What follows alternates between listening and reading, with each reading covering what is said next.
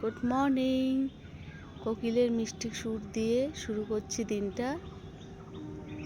দেখো আমার গাছে, লেবু গাছের মধ্যে প্রথমবার লেবু ধরেছে। এই দুটো গাছ এখানে আছে, এখানেও একটা গাছে লেবু ধরেছে। এখানে বেশি ধরেনি, একটা, এই যে দুটো, আর এখানে বেশ কয়েকটা ধরেছে। যাই হোক, প্রথম গাছের লেবু তোমাদের সাথে শেয়ার করলাম। এটা হলো কাগজি লেবুর গাছ, পাতি লেবু নয়।